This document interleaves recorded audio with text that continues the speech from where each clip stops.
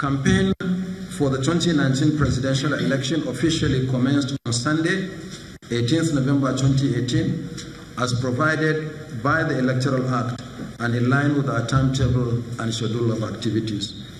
The Commission is committed to closely monitoring the campaigns pursuant to our statutory mandate and to ensure compliance with the extant laws and regulations.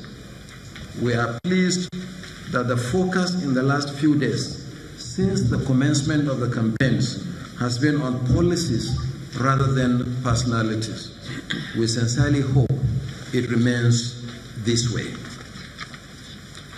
At today's meeting, we will discuss with the resident electoral commissioners progress made on the collection of outstanding permanent voter cards by citizens, as well as modalities for a more efficient administration of the collection process. Similarly, the meeting will consider the recruitment and training of election duty staff, discuss the ongoing review of the framework for voting by internally displaced persons, the IDPs, explore additional assistive measures in support of persons with disabilities in the electoral process.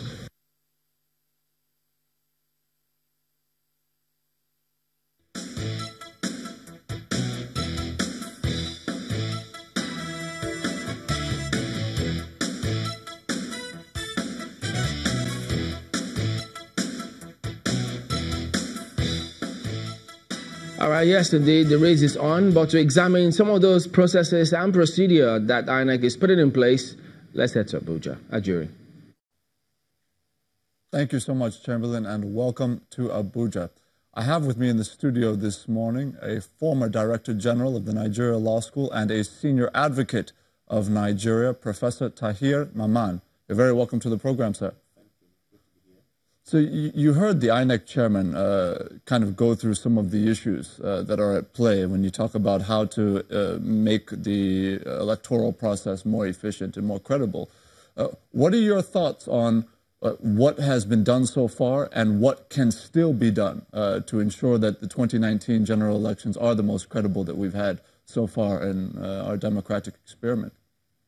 Thank you. Well, basically,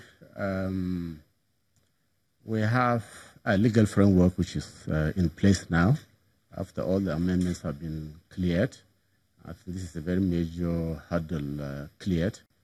Then, secondly, we have apparently a good commitment on the part of the chairman. I think that we have good reason to believe his commitment to ensure that we have a fair and credible election based essentially on his own personality and then the precedence of the 2015 elections. I don't think the Commission will want to have anything different. They will probably want to improve on the record established so far. And they know the country is widely expecting that.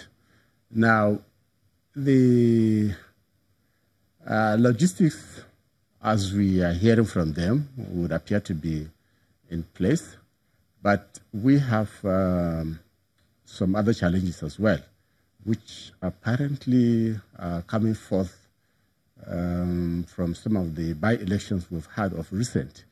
And these are the monsters of selling and buying of votes.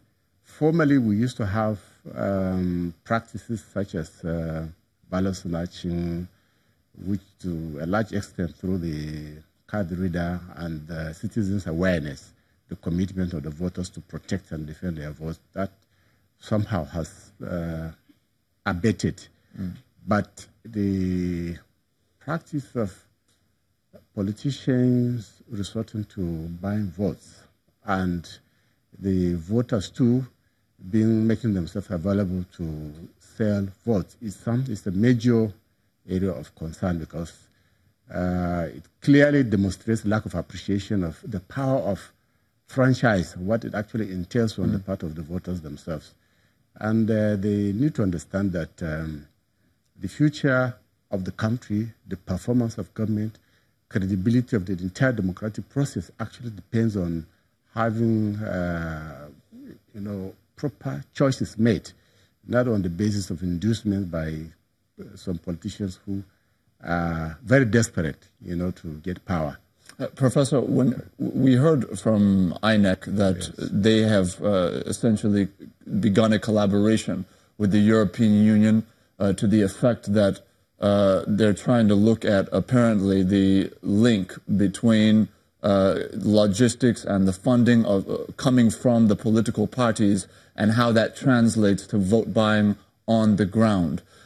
We have not yet seen the kinds of improvement that we would want to see from the Ekiti election to the Osun election, for example. And the question is, how much of this is just, kind of rhetoric or academic conversation at the level of our institutions, and how much of it is actually implementable on the ground in terms of real progress in stopping the kind of impact or influence of money on our elections?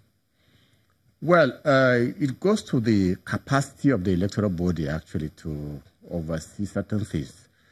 If you look at the Ekiti elections, for instance, there were complaints by some of the opposition parties that the security people played a role.